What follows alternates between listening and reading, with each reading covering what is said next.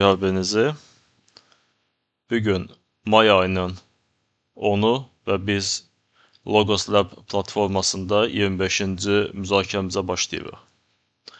Bugün müzakirə üçün seçmiş olduğumuz mövzu bu fəlsəfə xəritəsidir. Yəni biz əslində nəyi müzakirə etmək istəyirik? Əgər kimsə müstəqil şəkildə fəlsəfəni öyrənmək istəyirsə, haradan başlayıb hansı istiqamətə doğru irəliləməlidir? Yəni bunun bir növ bir xəritəsini biz necə çəkə bilərik? İlk öncə qeyd edək, fəlsəfə öyrənmək üçün akademik təhsilə ehtiyac yoxdur. Yəni bu baxımdan fəlsəfənin ən çox oxşarlıq təşkil etdiyi digər bir düşüncə sahəsi bu çox güman ki, yalnız riyaziyyatdır. Yəni həm riyaziyyat, həm fəlsəfə bu yalnız əql üzərində qurulan bir düşüncə sahələridir.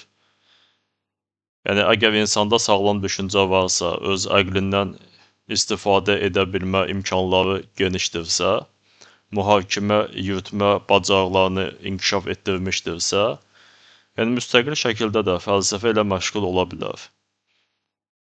Amma elm sahələrində bu mümkün deyil. Yəni xüsusilə bu fundamental elm sahələrində, yəni fizika, kimya, biologiya, daha sonra psixologiya. Çünki bu elmlərin hamısı, yəni bunlar tətbiqi sahələri özündə ehtiva edir. Yəni bu elmlərin bir tətbiq sahəsi də vardır. Amma hətta tətbiq sahələri olmasa belə, yəni elmin özü, yəni adlarını qeyd etdiyimiz elm sahələrinin hər biri bir empirik tədqiqat sahələrinə malikdir.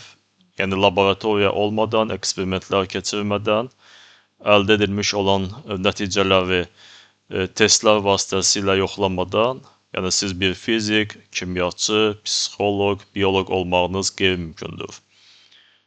Yəni tətbiqi elm sahələri də adı üzərindədir, çünki bunlar artıq hər hansı bir praktik tətbiq sahələrini özündə ehtiva edir. Yəni onların da tətbiq sahələrinə diqqət ayırmadan, onları bilavasitə testdən keçirmədən, yəni əldə etmiş olduğunuz hər hansı bir qənaətin və yaxud yazmış olduğunuz, dizayn etmiş olduğunuz hipotezin doğru yoxsa yanlış olduğunu təyin etmək mümkün deyil. Amma fəlsəfə və riyaziyyat bu sahədə istisnadır. Yəni bu insan qeyd etdiyim kimi sağlam düşüncəyə əsaslanır, məntiqi mühakimə yürütmə qabiliyyətinə əsaslanır. Yəni bunları əgər siz bacarırsınızsa, yəni akademik təhsil almadan belə müstəqil şəkildə bu sahələr ilə məşğul olmaq mümkündür. Amma ilk öncə təbii ki, biz indi fəlsəfədən danışırıq. Yəni əgər biz müstəqil şəkildə fəlsəfəni öyrənmək istəyiriksə, bunun bir növ xəritəsini formalaşdırmaq lazımdır. Yəni biz haradan başlamalıyıq? Yəni müasir dövrdə fəlsəfə deyəndə biz nəyi başa düşməliyik? Yəni əslində sualın özü də çox çətindir. Yəni bunun hətta biz tarixi kontekstini kənara qoymuş olsaq belə, müasir dövrün özündə belə fəlsəfə, yəni bu pluralistik bir sistemdir. Yəni əgər siz fəlsəfə adı altında diqqət mərkəzinə analitik fəlsəfəni gətirmiş olarsınızsa, yəni bu bizim öyrənməli olduğumuz sahə, sizin öyrənməli olduğunuz sahələrin seçilməsində müəyyən dəyişikliklər edə bilər. Əgər siz İslam fəlsəfəsini diqqət mərkəzinə gətirirsinizsə, bu zamanda artıq seçimlərdə müəyyən dəyişiklik baş verir və biz bu şəkildə müxtəlif fəlsəfə ənənələr, tradition, o istiqamətləri diqqət mərkəzinə gətirəndə, yəni bizim fəlsəfə xəritəmiz, yəni xeyli dərəcədə dəyişikliyə məruz qala bilər. Yəni indi sizin gördüyünüz bu ümumiləşdirilmiş bir mənzərədir. Yəni burada biz diqqət mərkəzində, yəni xüsusi bir fəlsəfə ənənəni saxlamamışıq. Yəni xüsusi olaraq bu analitik fəlsəfə və ya İslam fəlsəfəsi və ya digər bir ənənə üçün dizayn edilməmişdir. Yəni ümumi fəlsəfə deyəndə, yəni biz nəyi başa düşə bilərik, amma nəzərə alaq ki, ümumiləşdirmənin özündə həmişə müəyyən bir detalların diqqət mərkəzindən qaça bilmə ehtimalı yüksəlir. Yəni bunu biz nəzərə alaq. Amma istənilən halda müasir dövrdə, yəni biz fəlsəfə deyəndə bunu şərti olaraq 3 hissəyə ayıra bilərik. Yəni bunun bir tarix konteksti vardır, yəni fəlsəfə tarixi. İkinci bu nəzəri fəlsəfədir. Üçüncü isə bu praktik fəlsəfədir. Deməli, fəlsəfə tarixi, yəni sizin gördüyünüz o mərkəzdə qədim köklər olan bir sahə ilə simvolizə edilmişdir. Yəni fəlsəfə nədirsə, yəni biz bir gün fəlsəfə ilə məşğul olan zaman hansı ideyaları, fikirləri diqqət mərkəzinə gətiririksə, təbii ki, bunlar öz kökləri etibarilə daha qədim fəlsəfə məktəblərinə, fəlsəfə düşüncə sahələrinə gedib çıxır. Yəni burada da müxtəlif fikir ayrılığı vardır, amma şərti olaraq biz fəlsəfənin yarandığı bir coğrafi məkan və yaxud intellektual mühit, yəni kimi bir konkret bir sahəni aydınlaşdırmağa çalışsaq, bu yəqin ki, qədim Yunanistandır, qədim Yunan fəlsəfəsidir. Ona görə əgər biz fəlsəfə ilə məşğul olmaq istəyiriksə, bunun bir tarixi kontekstdə, yəni ümumiyyətlə fəlsəfə necə meydana çıxıb, yəni filosofları qeyri-filosoflardan nə ilə fərqləndirmək mümkün olub, yəni ilkin fəlsəfi sualların və yaxud fəlsəfi müzakirələrin formalaşdırılması necə həyata keçirilib. Yəni bununla bağlı müəyyən bir dünya görüşünə sahib olmaq üçün, yəni biz təbii ki, Yunan fəlsəfəsindən başlayaraq fəlsəfə tarixi ilə məşğul olmalıyıq. Yəni müəyyən qədər fəlsəfə tarixinə biz diqqət ayırmalıyıq. Yəni ənənəvi olaraq qeyd etsək, yəni bu adətən Yunan-Roma fəlsəfəsindən başlayır, yəni antik fəlsəfədən başlayır. Yəni fəlsəfə sözü özü də, yəni məlum olduğu kimi bu Yunan sözüdür. Yəni termin olaraq müdrikliyi sevmək, müdrikliyə diqqət göstərmək, yəni belə bir iki sözün birləşməsi, yəni iki terminin birləşməsindən ibarətdir. Deməli, antik fəlsəfədən sonra təbii ki, biz keçid ala bilərik. Yəni tarixi konteksti mən qeyd edirəm. Bu xristian fəlsəfəsi ilə tanış ola bilərik və xristian fəlsəfəsi ilə paralel biz İslam fəlsəfəsi ilə maraqlanmalıyıq. Yəni söhbət orta əsrlərdə fəlsəfənin inkişaf dinamikasının izlənilməsindən gedir. Daha sonra müasir dövr fəlsəfəsi, yəni müasir dövr fəlsəfəsində biz yenə də diqqət mərkəzinə gətirmiş olacağımız mühit bu qərb fəlsəfəsidir. Yəni müasir fəlsəfənin əsas problematikaları, yəni müasir inkişaf dinamikası adətən daha çox qərb fəlsəfəsinin adı ilə bağlanır. Yəni bu analitik fəlsəfədir. Analitik fəlsəfə bu Böyük Britaniya və Amerika Birləşmiş Ştatları ilə bağlıdır daha çox və kontinental fəlsəfə, yəni xüsusilə yüksək inkişaf mərhələsi bu Alman məktəbi və Fransız məktəbi. Yəni belə bir şəkildə biz diqqət mərkəzinə gətirə biləcəyimiz, yəni bir tarixi kontekstdir. Deməli, bir də ümumiləşdirsək, yəni dediklərimizi antik fəlsəfə ilə tanış oluruq, Yunan-Roma fəlsəfəsi, daha sonra xristian fəlsəfəsi, paralel olaraq İslam fəlsəfəsi, daha sonra müasir dövrdə diqqət mərkəzinə gəlir analitik fəlsəfə, yəni Böyük Britaniya və Amerikan fəlsəfəsi və paralel olaraq müasir dövrdə bu kontinental fəlsəfə, yəni Alman fəlsəfəsi və Fransız fəlsəfəsi.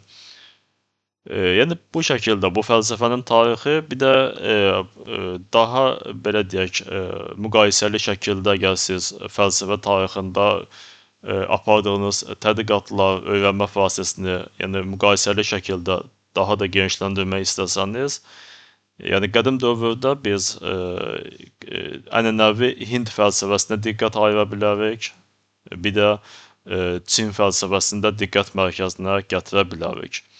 Yəni ənənəvi Hind fəlsəfəsində siz müxtəlif məktəblərlə tanış ola bilərsiniz. Yəni burada buddizmdir, yogadır, Cainizmdir, Vedantadır, Mimansa, Lakayata və digərləri. Yəni cəmi 9 məktəb var. Yəni bu ənənəvi Hind fəlsəfəsindən biz danışırıq.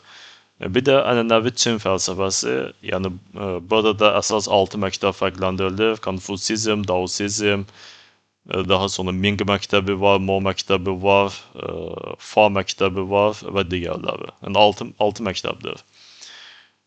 Amma əgər siz tarixi kontekstdə fəlsəfəni öyrənmək istəyirsinizsə, fəlsəfə tarixini diqqət ayırmaq istəyirsinizsə, yəni əgər xüsusi olaraq fəlsəfə tarixçisi olmaq fikriniz yoxdursa, yəni burada Hind fəlsəfəsinin daha maraqlı olan hissəsi bu ənənəvi Hind fəlsəfəsidir. Yəni müasir Hind fəlsəfəsi demək olar ki, bir növ qərb fəlsəfəsi ilə ənənəvi Hind fəlsəfəsinin sintezindən ibarətdir. Yəni əgər siz ənənəvi Hind fəlsəfəsinə dair müəyyən biliklərə sahib olsanız, yəni məncə kifayət edər. Eyni baxımdan Çin fəlsəfəsi haqqında da həmin sözləri deyə bilərik. Yəni klassik Çin fəlsəfəsi kifayət edir. Yəni Konfusizm, Daosizm və s. haqqında müəyyən biliklərə malik olsanız, yəni bu kifayətdir. Əgər siz xüsusi olaraq Çin fəlsəfə tarixçisi kimi yetişmək istəmirsinizsə, yəni müasir Çin fəlsəfəsi daha çox Marksizm fəlsəfəsinin bir növ Çin interpretasiyası üzərində qurulur. Onun mümkün klassik fəlsəfə ilə sintezi haqqında danışılır, amma ümumiyyətlə fəlsəfə tarixi kontekstində, yəni bunlar 2-ci, 3-cü, 4-cü dərəcəli maraq kəsb edə bilən sahələrdir. Eyni sözləri biz çox güman ki, İslam fəlsəfəsi haqqında da deyə bilərik. Yəni, klassik İslam fəlsəfəsi bu orta əsrlər İslam fəlsəfəsi dövrünə əhatə edir. Yəni, müasir dövrdə çox güman ki, İslam fəlsəfəsi də öz ideyalarının yeniliyi, tam fərqli bir sistemin formalaşdırılması etibarilə, yəni əsaslı surətdə orta əsrlər İslam fəlsəfəsindən çox da fərqlənmir. Ona görə də qısa yol izləmək üçün orta əsr İslam fəlsəfəsi ilə tanışlıqda fayda var.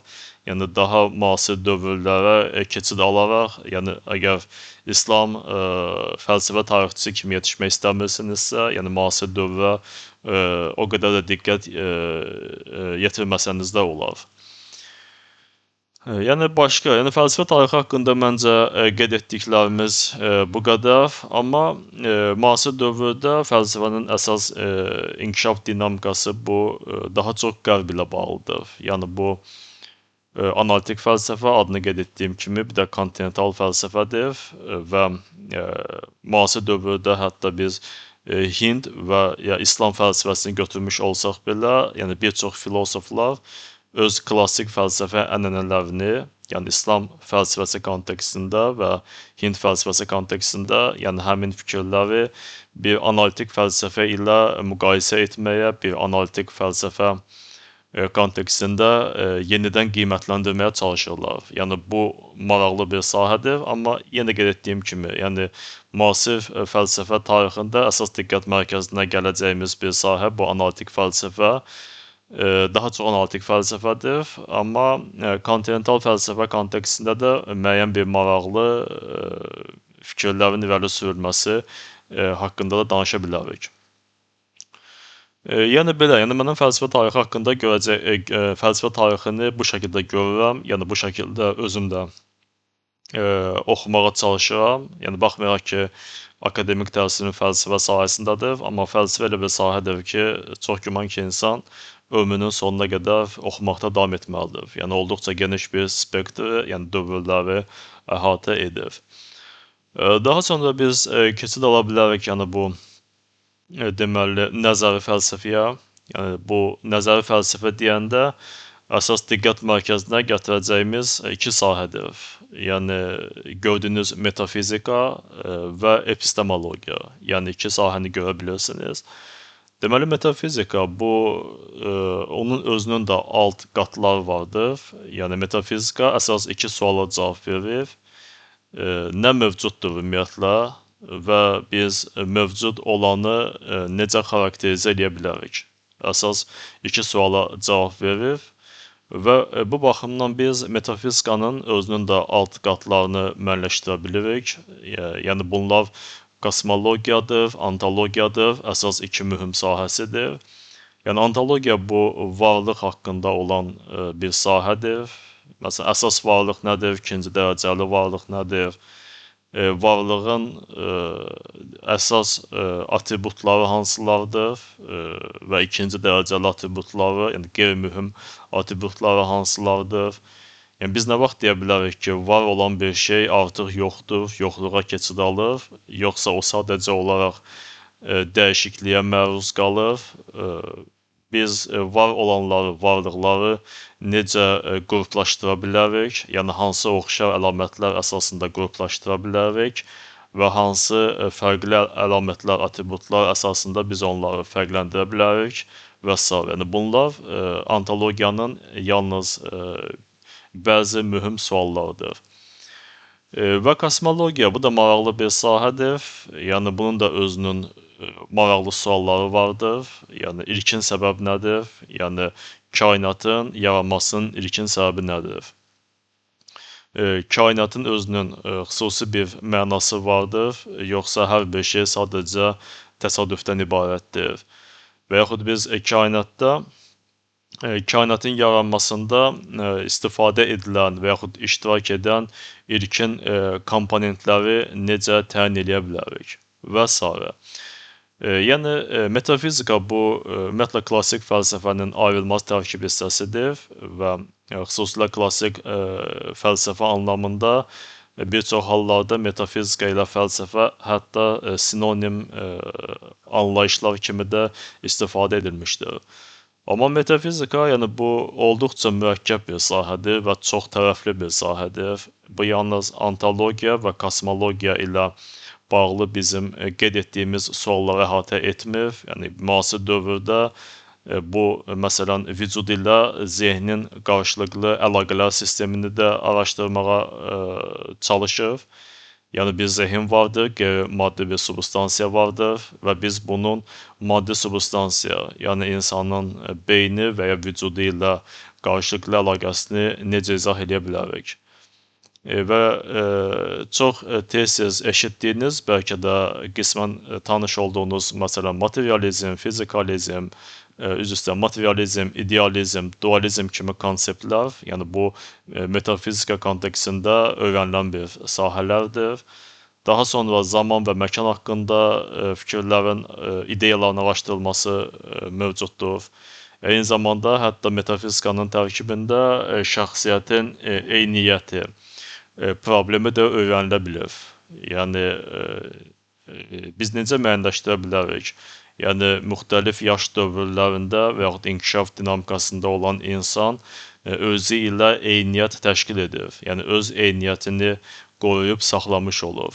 Yəni biz fərz edək ki, 20 yaşında olan bir insan və 40 yaşlarına qədər bir inkişaf mərhələsi keçirmiş deməli həmin insan necə ola bilər ki, öz aralarında eyniyyət təşkil etmiş olur. Çünki 20 illik əgər inkişaf mərhələsində, yəni insanın dünya görüşü dəyişirsə, insanın mental sistemi dəyişirsə, eyni zamanda bioloji sistemdə dəyişikliklər baş verirsə, necə olur ki, biz insanı yenə də eyni insan kimi qavrayırıq və yaxud qiymətləndiririk?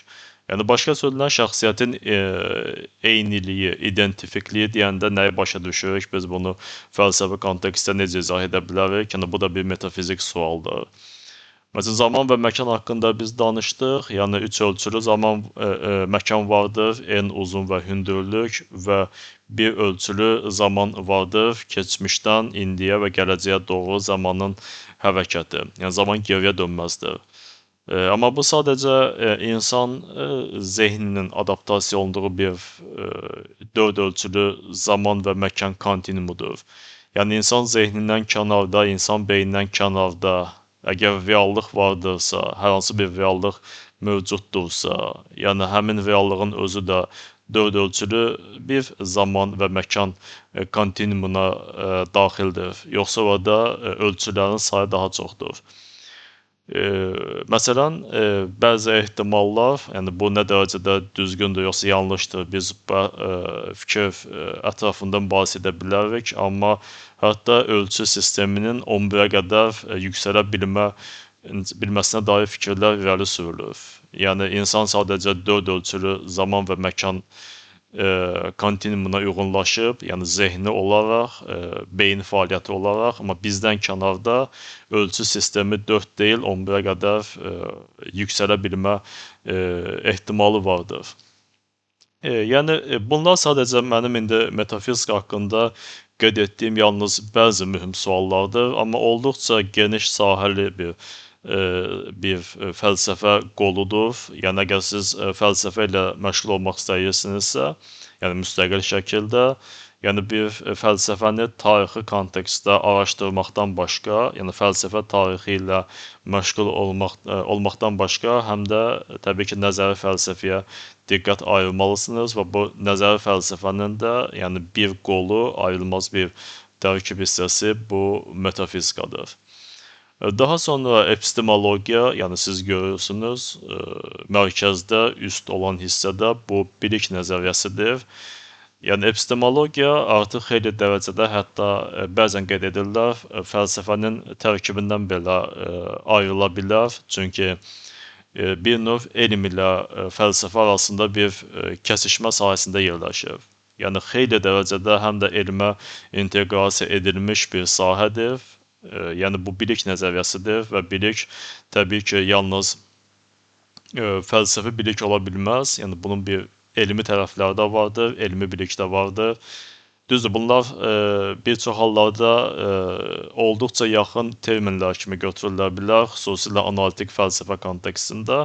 Amma istənilən halda, yəni bilik nəzəriyyəsi bir fəlsəfi kontekstdə öyrənildiyi kimi həm də elm kontekstində araşdırıla bilər və bilikdən kənarda heç bir elmin də inkişaf etməsi, elm fenomeninin formalaşması da mümkün olmadığına görə, yəni alimlər özləri də, elm mütəxəssisləri özləri də aktiv surətdə epistemologiya ilə məşğul olurlar. Və buna görə də yəni bir çox alimlər, elm mütəxəssisləri, yəni özlərinin əsas elmi tədqiqatları ilə yanaşı, yəni paralel olaraq həm də elm nəzəriyyəsi ilə məşğul olduqlarına görə, bilik nəzəriyyəsi ilə məşğul olduqlarına görə, yəni epistemologiyanı sanki fəlsəfənin tərkibindən qoparıb ayırmağa çalışırlar. Amma hələ ki, klassik anlamda olduğu kimi müasir fəlsəfədə də epistemologiya fəlsəfənin tərkib hissəsi olaraq qəbul edilir. Okey, bunun da bir çox maraqlı sualları vardır. Yalnız bəzilərini biz qeyd edək. Məsələn, bilik özü nədir? Məsələn, biz bu suala necə cavab verə bilərik? Bilik nədir? Məsələn, bunun bir klassik nəzəriyyəsi vardır. Platon fəlsəfəsi, yəni hər bir bilik bu ən azı 3 şərtin ödənilməsini özündə tələb edir. Birincisi, mən inanmalıyam. İkincisi, inandığım şey doğru olmalıdır. Üçüncüsü isə həmin doğru inamın özü epistemik cəhətdən əsaslandırılmış olmalıdır. Məsələn, amma müasir epistemologiyada bu klassik yanaşmanın özü tənqid edilir. Məsələn, Getter problemi var. Həmin problemə görə hətta hər hansı bir əsaslandırılmış doğru inam olsa belə, bəzi hallarda bu insanlar bilik əldə etmək üçün və yaxud insanlar bilirəm demək üçün kifayət etmir. Və Getter probleminin özü açıqdır. Bu haqda biz keçən müzakirəmizdə də qeyd etmişdik və müasir epistemologiyada hətta bunun tamamilə əksi olaraq, yəni birbaşa olaraq bilikdən çıxış edən nəzəriyyələr formalaşdırılır. Yəni ingilis dilində knowledge first epistemology deyirlər həmin şeyə. Yəni maraqlı bir sahədir. Yəni tədqiqat sahəsi, düşüncə sahəsi, bilik nədir? Bunun üzərində yəni həm əsrlərlə mübahisələr getmişdir və müasir dövrdə də aktiv şəkildə araşdırılan bir sahədir. Bəzən ikinci bir sual necə ola bilər? Biliyi necə əldə etmək mümkündür? Yəni biz bu artıq daha çox həm də elm sahəsinə bir inteqrasiya olunan bir şeydir. Yəni epistemik cəhətdən əsaslandırılma, yəni bu bir tərəfdən məntiqi mühakimələrlə bağlıdırsa, digər tərəfdən artıq elmi nəzəriyyələrin formalaşdırılması zamanı testlərin dizayn edilməsi ilə də bağlantının qurulmasını tələb edir. Ya məsələn, elm fəlsəfəsində əgər biz adətən elmdə ayrıca bir nəzəriyyələri diqqət mərkəzinə gətiririk, yəni məsələni çox sadələşdiririk. Yəni sanki bir hipotez qurulur və hipotez test vasitəsilə təsdiq edilir, artıq təsdiq olunarsa nəzəriyyə çevrilir. Yəni bu məsələnin olduqca sadələşdirilmiş bir variantıdır, amma epistemologiyada belə deyil. Yəni vəziyyət, yəni problematika daha mürəkkəbdir. Amma istənilən halda bilik necə əldə edilir? Yəni bu sualın da cavabı sizin üçün maraqlıdırsa, bunun üçün siz fəlsəfənin xüsusi bir sahəsi epistemologiya ilə məşğul olmalısınız. Yəni onu öyrənə bilərsiniz. Və digər bir sual var. Məsələn, bilik, üzr istəyirəm, öyrənilən bir şey. Yəni bu insan və yaxud hər hansı bir obyekt, yəni onu hansı dərəcəyə qədər öyrənmək mümkündür? Yəni tamamilə öyrənmək mümkündürmü? Və yaxud əksər filosofların fikrincə bu mümkün deyildir. Yəni biz hansı dərəcəyə qədər öyrənə bilərik? Və yaxud ümumiyyətlə xarici aləmi öyrənmək, yəni xarici aləm haqqında bilik əldə etmək mümkündürmü? Yəni məsələn skeptizmə görə bu mümkün deyil. Məsələn skeptiklərə görə ümumi əgər biz argumentasiya qurmalı olsaq, əgər biz xarici aləmin necə olmasına dair qəti əminliyə malik ola biləriksə, yalnız bu halda biz nəyisə bilə bilərik. Amma xarici aləm haqqında qəti əminlik əldə etmək mümkün deyil. Yəni əminliyə malik olmaq mümkün deyil. Ona görə də biliyin əldə edilməsi mümkünsüzdür. Məsələn, skeptiklərin ümumi yanaşması bundan ibarətdir. Və yaxud həqiqətdən biz danışa bilərik. Yəni həqiqətin özünün müxtəlif meyarları vardır. Yəni bu faktlara uyğunluq meyarı ola bilər. İngilis dilində correspondence deyilir. Məsələn, ikinci bir meyar bu pragmatizmdir. Yəni əgər faktlara uyğunluq meyarında, yəni qeyd etdiyimiz kimi, yəni əsas faktın doğru olması diqqət mərkəzinə gəlib çıxırsa, yəni pragmatizmdə bizim doğru hesab etdiyimizin faydalılığı diqqət mərkəzinə gəlir. Bir növ onun faydalılıq əmsalı qiymətləndirilir. Yəni doğru olan bir şey faydalı olmalıdır. Əgər bir şey faydalı deyilsə, deməli doğru deyildir. Məsələn, pragmatizmin bir ümumi definition, tərifi bundan ibarətdir. Və yaxud həqiqətin üçüncü bir konsepti kimi var coherence gedir ingilis dilində. Azərbaycan dilində də səhv etməmsə koherentlik kimi tərcümə edilir. Yəni termin olduğu kimi saxlanılır. Bu daha yaxşı izahatdır. The best explanation ingilis dilində. Yəni mənim əlimdə olan faktlara əsasən mən ən yaxşı izahatı necə verə bilərəm? Yəni bu məni həqiqətə yaxınlaşdıran ən optimal yoldur. Amma faktlar çoxaldıqca, yəni mənim həqiqətə yaxınlaşa bilmə ehtimalım da dəyişir. Yəni mən ona daha da çox yaxınlaşa bilirəm, deməli daha yaxşı izahat verə bilərəm. Yəni həqiqətin özünün ifadə edilməsi, yəni faktlarda, biliklərdə ifadə edilməsi dəyişə bilir.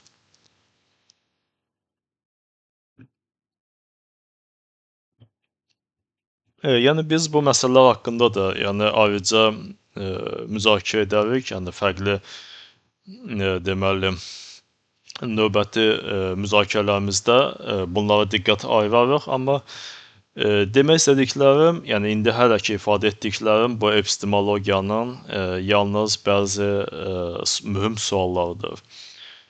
Amma diqqət mərkəzinə gətirdiniz, deməli nəzəri fəlsəfə, yəni bu daha çox metafizika və epistemologiya üzərində bərqərar olmuş bir sistemdir. Və burada siz kənarlarda görürsünüz bu elm fəlsəfəsi və zehin fəlsəfəsi. Yəni zehin fəlsəfəsinin sualları bu klassik dövrdə xüsusilə bu metafizikanın tərkib hissəsi kimi çıxış edirdi. Yəni artıq biz haqqında bəhs etdik. Yəni insan vücudu ilə insan zehni arasında qarşılıqlı münasibətlər sistemi, yəni materializm, idealizm və dualizm haqqında danışdıq. Yəni bu müasir dövrdə birbaşa olaraq artıq zehin fəlsəfəsinin tərkib hissəsidir. Yəni zehin fəlsəfəsinin suallarıdır. Məsələn, dualizmin özünü ikiyə yerə bölmək mümkündür. Kartezyan dualizm var, Descartes fəlsəfəsi, qeyri-kartezyan dualizm var. Və artıq biz qeyri-kartezyan dualizmdə zehni yalnız insana aid olunan bir fenomen kimi qiymətləndirmirik və yaxud zehni sadəcə məsələn Tanrıya aid edilən və yaxud hər hansı bir fövqəladə təbii qüvvələrə aid edilən bir substansiya, bir fenomen kimi qiymətləndirmirik. Artıq qeyri-kartezyan dualizmdə biz aktiv surətdə süni intellektdə yaxud süni intellektdə malik olan robotik sistemlərdə, kompüter sistemlərində zehnin olub-olmamasını diqqət mərkəzinə gətiririk və yaxud insanın zehninin bu robotik sistemlərə, kompüterlərə köçürülə bilməsi haqqında fəlsəfi spekulyasiyalar edə bilirik. Yəni qeyd etmək istədiyim ondan ibarətdir ki, yəni müasir zehin fəlsəfəsi aktiv surətdə elm ilə kombinasiya olunduğuna görə artıq o bir növ metafizikanın tərkibindən də ayrılır, yəni xüsusi bir belə deyək, düşüncə sahəsinə çevrilir və müasir zehin fəlsəfəsi bu koqnitiv elmin tərkib hissəsi olaraq öyrənilir. Yəni burada deməli var neuroelm, süni intellekt və yaxud kompüter elmi, deməli psixologiya daxildir, lingvistika daxildir. Yəni artıq bunlara daha çox inteqrasiya olunduğuna görə, yəni artıq zehin fəlsəfəsi də xüsusi bir düşüncə sahəsi olaraq fərqləndirilir. Yəni metafizikanın tərkibindən ayrılmış olur. Və müasir zehin fəlsəfəsində yalnız zehinlə vücud arasında qarşılıqlı münasibətlər sistemi deyil, yəni müzakirə predmeti, düşüncə sahəsi daha genişdir. Məsələn, bura azad iradə daxildir. Yəni azad iradə deyəndə biz nəyi başa düşürük və biz bunu elmi cəhətdən və yaxud məntiqi cəhətdən necə əsaslandıra bilərik? Məsələn, kvant fizikası kontekstində məsələnin qoyuluşu bir şəkildədir. Yəni burada deyək ki, determinizm, yəni əgər səbəblər çoxluğu baş veribsə, nəticənin baş verməsi, yəni bu 100%-dir, bu zərurətdir. Əgər belədirsə, insanın qarşısında alternativ seçimlər olmur. Çünki səbəblər baş verirsə, nəticənin də baş verməsi 100% zəruri şəkildə şərtlənirsə, yəni insan alternativ baxımdan heç bir şey seçə bilmir. Yəni belədirsə, deməli insanın əslində azad iradəsi yoxdur. Yəni Newton fizikasının zehin fəlsəfəsinə tətbiqi, yəni bu determinizm kontekstində azad iradənin şübhə altına qoyulması üçün əsaslı deyək ki, arqumentlər bizə təqdim etmiş olur. Amma biz elm fəlsəfəsində, yəni Newton fizikasını əvəzlənmiş oluruq kvant mexanikası ilə. Yəni kvant mexanikası bu qeyri-müəyyənlik, məsələn Heisenbergin qeyri-müəyyənlik prinsipi vardır. Yəni bu mikro hissəciklər səviyyəsində, yəni elementar hissəciklər səviyyəsində əgər mən elementar hissəciyin mövqeyini təyin edə bilirəmsə, təcilin təyin edilməsi mümkün deyil. Əgər təcil, momentum dəqiq təyin edilə bilərsə, elementar hissəciyin pozisiyası, mövqeyini dəqiq qiymətləndirmək mümkün deyil. Yəni bir qeyri-müəyyənlik prinsipidir. Və bu sahədə biz düşüncələrimizi genişləndirməsək, yəni dərinə getməsək, qeyd edə bilərik. Yəni bu indeterminizmə gəlib çıxır. Yəni indeterminizm, yəni hətta ilkin şərtlər ödənilsə belə, yəni hər bir halda ödənilmiş olan ilkin şərtlər eyni nəticəni doğurmaya bilər. Yəni insan qarşısında alternativ seçimlərin olması mümkündür. Yəni eyni şərtlər daxilində insan qarşısında alternativ seçimlərin olması mümkündür və buna görə də insan azad iradəyə malik ola bilər. Yəni bu da zehin fəlsəfəsinin bir tərkib hissəsidir. Və yaxud biz daha əvvəl metafizika kontekstində qısaca bəhs etdiyimiz şəxsiyyətin eyniyyəti, identifikasiyası, yəni bu problematika əslində müasir dövrdə metafizikadan daha çox zehin fəlsəfəsinin tərkib olaraq öyrənilir və s. Yəni diqqət mərkəzinə gətirmək istədiyim, yəni müasir fəlsəfə ilə məşğul olanda, yəni siz bir metafizikanın tərkibindən, yəni bu sualları seçib ayırıb, onun bir zehin fəlsəfəsi şəklində formalaşdıra bilərsiniz, yəni qruplaşdıra bilərsiniz və bunu bir elm ilə müqayisəli şəkildə araşdıra bilərsiniz. Və bu dediklərimiz həm də elm fəlsəfəsinə aiddir. Yəni elm fəlsəfəsi də yəni bir çox sualları həm epistemologiya, həm metafizika kontekstində öyrənilə bilər. Məsələn, elm fəlsəfəsi qeyd etdik bir qədər əvvəl. Yəni bu elmi nəzəriyyəni necə formalaşdıra bilərsiniz? Yəni bu olduqca sadə bir bəsit yanaşma deyil də. Yəni biz bir hipotez yaradırıq və bu hipotezi testlər vasitəsilə yoxlayırıq. Və sonra müəyyənləşdiririk ki, testlər əgər bu hipotezi təsdiq edirsə, deməli bu nəzəriyyədir. Yəni belə bir şey yoxdur. Yəni bu yalnız bir elm fəlsəfəsində bir konsepsiyanın ifadə etdiyi bir şeydir. Bu induktivizm adlanır. Amma induktivizm bu klassik elm tarixinə aiddir. Yəni 20-ci əsrin əvvəllərinə qədərki inkişaf mərhələsinə aiddir. Amma müasir elm fəlsəfəsi kontekstində yəni, tətbiq edilən digər konsepsiya bu deduktivizmdir. Yəni, deduktivizmə görə biz hipotezi formalaşdırırıq və hipotezin testlər vasitəsilə təsdiq edilməsinə deyil, yəni verifikasiyasına deyil, əksinə onun təkzib edilməsinə, onun inkar edilməsinə çalışırıq. Əgər inkar edə bilsək, deməli bu hipotez yanlışdır. Əgər inkar edə bilməsək, hipotez doğrudur və bu nəzəriyyə çevrilə bilər. Məsələn, bu adlanır falsifikasiya.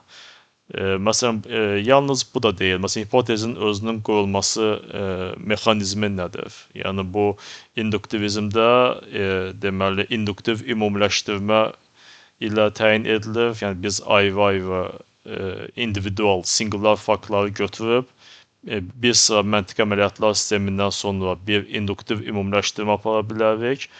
Amma deduktivizmdə biz istənilən hipotezi, yəni heç bir ümumiləşdirmə olmadan götürdüyümüz istənilən hipotezi test vasitəsilə yoxlaya bilərik. Bu zaman yalnız bir şərt önəmlidir ki, hipotezin yanlış ola bilməsi mümkün olsun. Yəni prinsipcə o yanlış ola bilsin, belə bir potensiala malik olsun.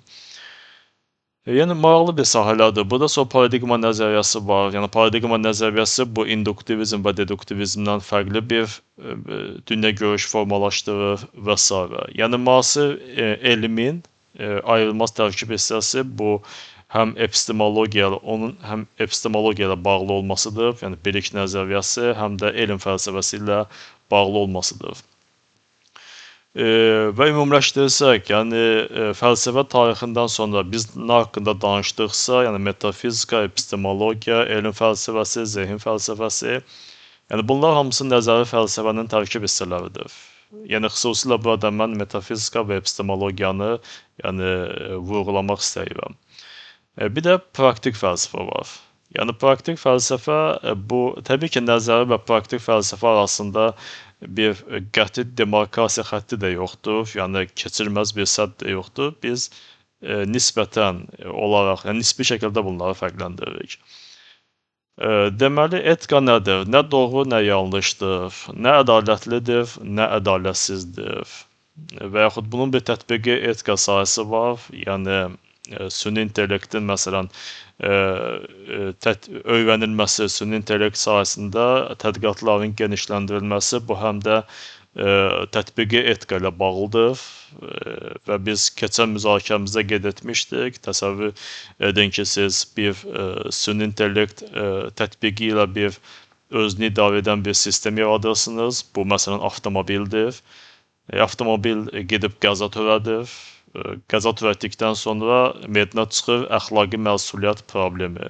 Yəni kim bu qəzaya görə əxlaqi cəhətdən məsuliyyət daşıyır və yaxud kim bu qəzaya görə cinayət məsuliyyəti daşımalıdır.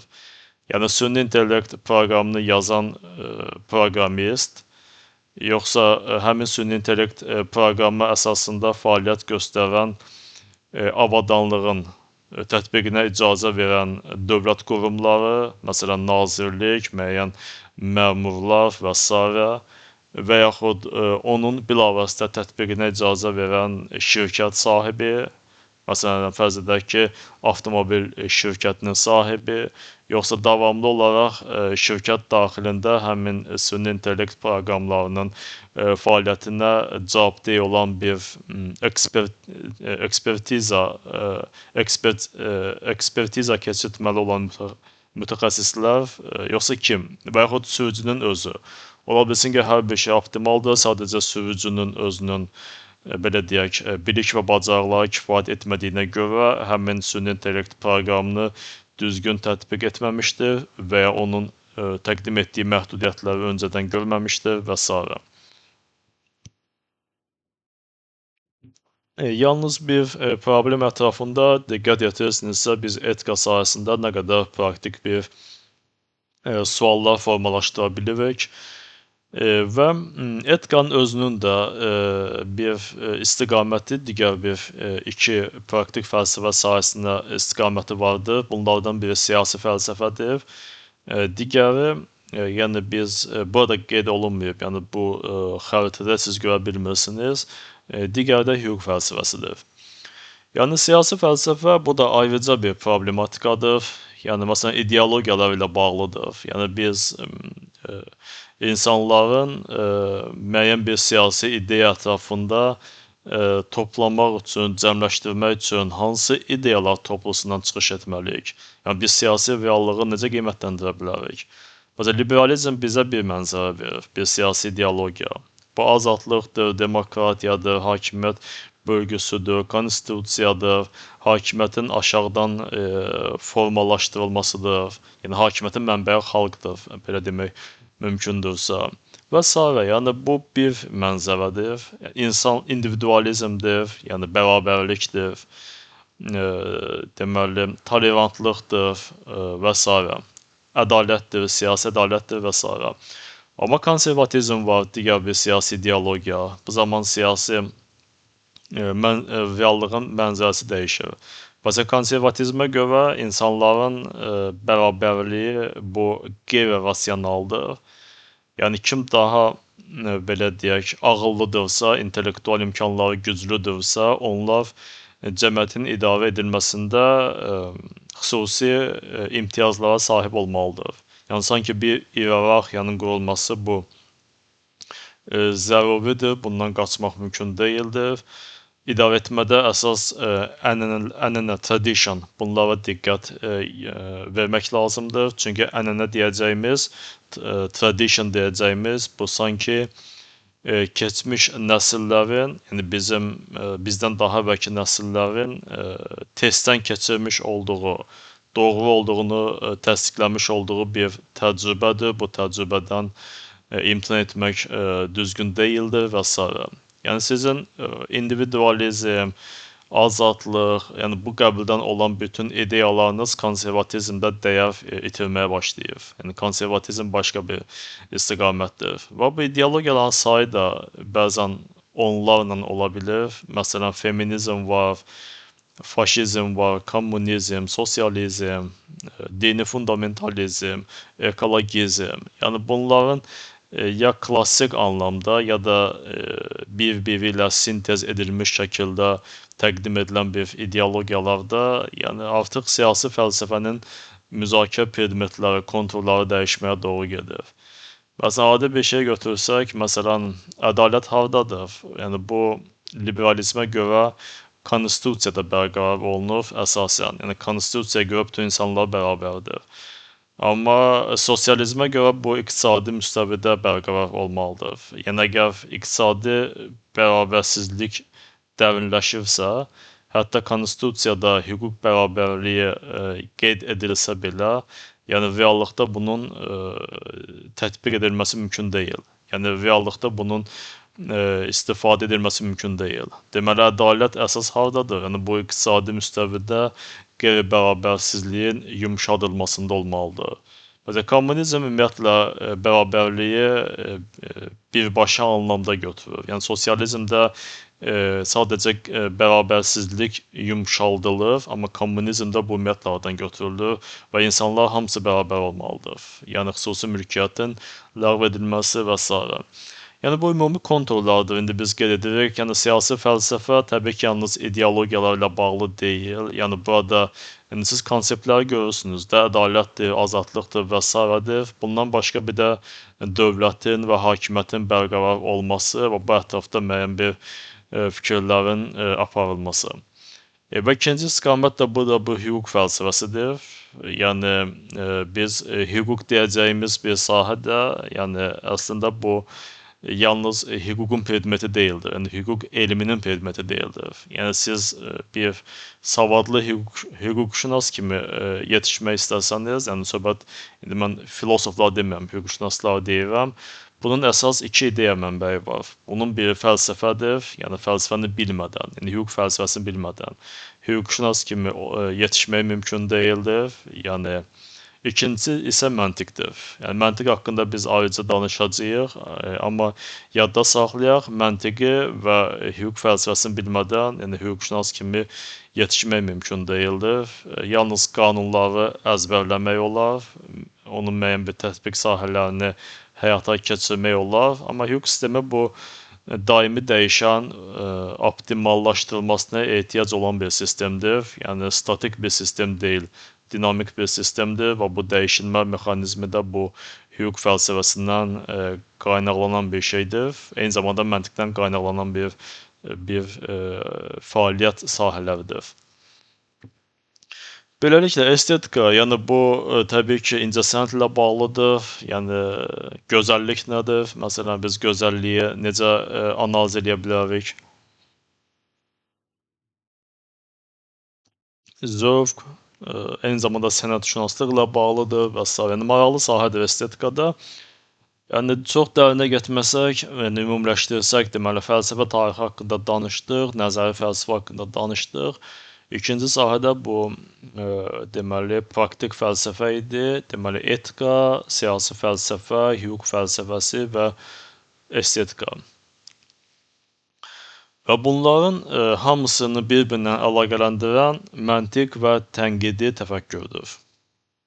Diqqət yetirirsinizsə, məntiq və tənqidi təfəkkür bu yoldur. Əgər yol yoxdursa, bağlayan bir şey, yəni bu sahələri və yaxud ümumiyyətlə sahələr daxilində olan ideyaları bir-birinə bağlayan bir metod, bir yol yoxdursa, yəni fəlsəfə əslində mövcud deyildir. Ona görə də bunların hamısından əvvəl, yəni məntiq və tənqidi təfəkkürə mütləq şəkildə diqqət yetirmək lazımdır. Yəni, həmişə qeyd etmişəm, yəni əgər siz məntiqi fəlsəfənin içərisindən çıxarsanız, fəlsəfə ya ideologiyadır, yəni siyasi şüarların irəli sürülməsindən başqa bir şey deyil, ya teologiyadır, yəni din sahəsi ilə birbaşa bağlıdır, ya da ki, ədəbiyyatdır, yəni şeirdir, bilmirəm, hekayələrdir, romanlardır və s.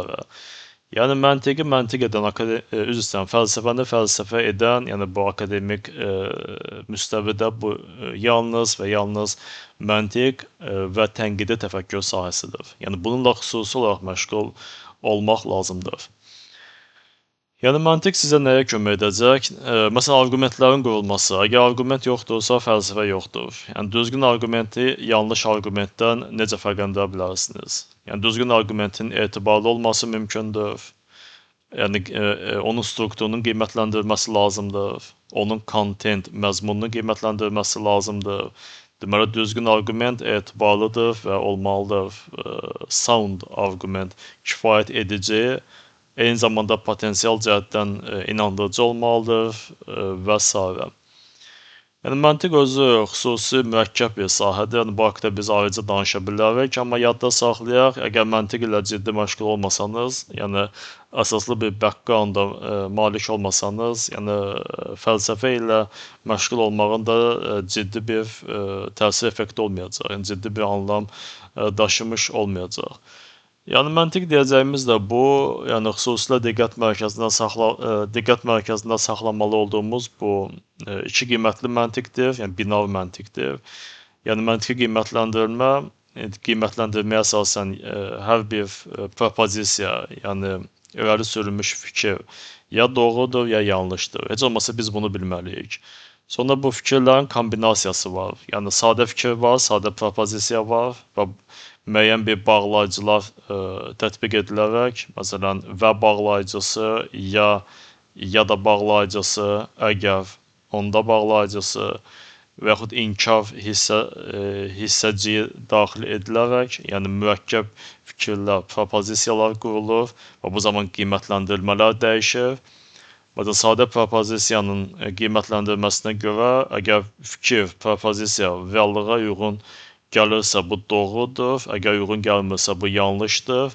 Amma mürəkkəb propozisiyada artıq fərz edək ki, iki propozisiyanın kombinasiyasından istifadə etmisinizsə və bu və bağlayıcısı ilə bir-birinə bağlanıbsa, deməli propozisiyanın hər ikisi doğru olarsa, onda mürəkkəb propozisiya doğrudur.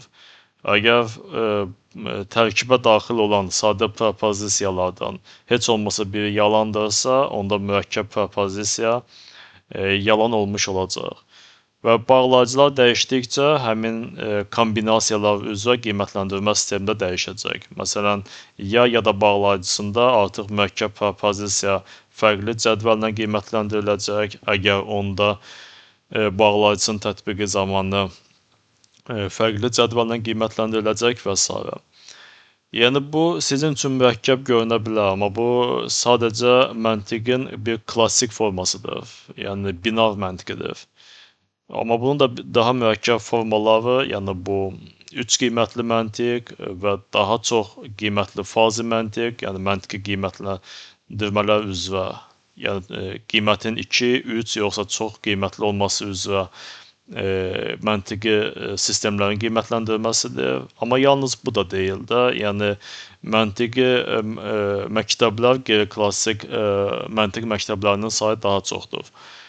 Amma istənilən halda, yəni çox dərinə getməyə ehtiyac yoxdur. Əgər siz sadəcə bir filosof kimi yetişmək istəyirsinizsə, amma məntiqçi olmaq istəmirsinizsə, yəni sadəcə iki qiymətli məntiq ilə, yəni binav məntiq ilə tanış olmaq, arqument nədir, düzgün arqumentin şərtləri nədir, onu bilmək, yəni bir neçə sadə fikrin birləşməsi, yəni mürəkkəb fikrin məntiqi cəhətdən qiymətləndirməsi üçün lazım olan cədvəlləri öyrənmək, yəni bunlar yəni minimum şərtlərdir. Eyni zamanda, məsələn, müəyyən bir fikrinizi arqumentləşdirmək istəyirsiniz də, əsaslandırmaq. Yəni siz fərz edək ki, fəlsəfədə hər hansı bir fikir irəli sürsəniz, bunun mütləq nəyi olmalıdır? Bir əsaslandırılması olmalıdır. Arqumentin qurulması mütləqdir. Və arqumentlər, deduktiv arqument var, induktiv arqument var. Yəni arqumentlərin növlərinə diqqət yetirməlisiniz və s. Yaxşı belə, yəni çox dərinə getməyək, məntiq haqqında lazım olarsa biz danışarıq. Məncə müzakirəmizi biz burada tamamlaya bilərik. Amma qeyd etdiyim kimi bu fəlsəfə xəritəsi, yəni mən xüsusi olaraq bir fəlsəfə ənənəsinə, məktəbinə nəzərən bu xəritənin formalaşmasını diqqət mərkəzinə gətirməmişəm. Yəni bu nə diqqət mərkəzində burada analitik fəlsəfədir, nə İslam fəlsəfəsidir, nə kontinental fəlsəfədir. Amma məsələn, mənim daha çox maraqlandığım, yəni analitik fəlsəfəni diqqət mərkəzinə gətirmiş olsaydıq, məsələn, analitik fəlsəfə əsas 4 qol üzərində formalaşır. Yəni ingilis dilində lem deyilir. L, E, M və M. Yəni 4 hissədən ibarətdir. Yəni L deyəcəyimiz bu məntiqdir, logikdir. Deməli, deyəcəyimiz bu epistemology, yəni epistemologiyadır. M deyəcəyimiz bu metafizikadır və ikinci M deyəcəyimiz bu mind, yəni zehin fəlsəfəsidir. Məsələn, analitik fəlsəfə etikadır, siyasi fəlsəfədir, estetikadır. Yəni, bunları diqqət mərkəzinə gətirmir. Eyni zamanda analitik fəlsəfə ilə məşğul olmaq üçün, yəni fəlsəfə tarixində dərinliklərə enməyə ehtiyac yoxdur. Məsələn, İslam fəlsəfəsi, Hind fəlsəfəsi, Çin fəlsəfəsi, yəni xristian fəlsəfəsi, bunları araşdırmağa ümumiyyətlə ehtiyac yoxdur. Yəni, əgər mən diqqət mərkəzində analitik fəlsəfəni gətirmiş olsaydım, yəni mən bunların heç birindən bəhs etməzdim. Amma istənilən halda, yəni siz hətta İslam fəlsəfəsi ilə məşğul olmaq istəsəniz belə, analitik fəlsəfə ilə İslam fəlsəfəsinin bir sintezində yarada bilərsiniz. Olar bir analitik İslam fəlsəfəsi və yaxud fərz edək ki, siz Hindistan ilə maraqlanırsınız, Hind fəlsəfəsi. Onu da bir analitik fəlsəfə kontekstində araşdıra bilərsiniz. Məsələn, analitik Buddizm var, yəni maraqlı bir sahələrdir. Analitik Hinduizm var, maraqlı bir sahələrdir. Yəni müasir dövrdə, yəni siz ümumiyyətlə fəlsəfə ilə tanış olduqdan sonra, yəni fəlsəfənin tarixi, nəzəri fəlsəfə və praktik fəlsəfə bununla tanış olduqdan sonra çox güman ki, hər hansı bir məktəbi diqqət mərkəzinə gətirməli olacaqsınız. Yəni bu ya olacaq analitik fəlsəfə, ya kontinental fəlsəfə, ya İslam fəlsəfəsi, yəni ehtimal ki, bunlardan biri olacaq. Yəni bizim belə deyək, Azərbaycan mühitini nəzərə almış olsaq, inanmıram ki, bu Hind fəlsəfəsi olsun və ya Çin fəlsəfəsi olsun. Və bu diqqət mərkəzinə gətirən zaman, yəni həm də sizə lazım olan bu dilin olmasıdır. Yəni xarici dil biliklərinin inkişaf etdirilməsidir. Yəni biz indi deyirik, yəni bunların öyrənmək lazımdır, oxumaq lazımdır. Amma haradan oxuyacağıq, yəni necə öyrənəcəyik? Yəni bunun üçün bizim dildə, yəni ədəbiyyatlar kifayət etmir. Yəni bizdə, yəni bu sahədə təəssüf ki, vəziyyət o qədər də ürək açan deyil. Məsələn, məntiqə dair sizə tövsiyə edə biləcəyim, yəni ola bilsin ki, yalnız bir kitab ola bilsin. Epistemologiya ilə bağlı tövsiyə edə biləcəyim yalnız bir tərcümə kitabı ola bilər. Yəni Azərbaycan dilindən danışıram. Metafizika ilə bağlı da olsun bir ya iki kitab. Fəlsəfə tarixi ilə bağlı açıqcası məlumatlı deyiləm. Yəni belə bir kitab var yoxsa yox. Siyasi fəlsəfə ilə bağlı məncə kitab yoxdur, mən rast gəlməmişəm. Etika ilə bağlı, yəni indi bizim analiz etdiyimiz praktik anlam kəsb edən, yəni müasirliklə əlaqəsi olan, yəni kitab yoxdur, mən rast gəlməmişəm. Elm fəlsəfəsi ilə bağlı mən sizə yalnız bir kitab tövsiyə edə bilərəm, halbuki bu da yalnız dərslik formatında yazılıb, çox dərin kitab deyildir. Zehin fəlsəfəsi ilə bağlı kitab yoxdur. Yəni demək istədiyim odur ki, yəni bizim üçün əsas problem, yəni nə oxuyacağımızdan başqa, həm də haradan oxuyacağıq, necə oxuyacağıq. Yəni bunun üçün, yəni məsləhətdir, yəni alternativ olaraq ingilis dili öyrənmək, yəni ingilis dilini bilsəniz, daha çox kitab bazasına daxil ola biləcəksiniz, ədəbiyyat bazasına daxil ola biləcəksiniz. Yəni ingilis dil biliklərinizi ehtimal ki, inkişaf etdirməlisiniz. Əgər ingilis dil bilikləri daha azdırsa, məncə paralel türk dilində oxumaq vərdişlərini inkişaf etdirə bilərik. Yəni mən türkcə oxumuram, amma bildiyim qədərilə bir çox kitablar türk dilinə tərcümə edilir. Yəni əgər ingilis dilini bilmirsinizsə və yaxud bilikləriniz zəifdirsə, yəni bunu aradan qaldırana qədər müvəqqəti olaraq türk dilində olan kitablardan istifadə edə bilərsiniz. Yəni belə. Məncə burada biz müzakirəmizi yekunlaşdıra bilərik. Suallarınız olarsa ünvanlaya bilərsiniz. Diqqətinizə görə minnətdaram.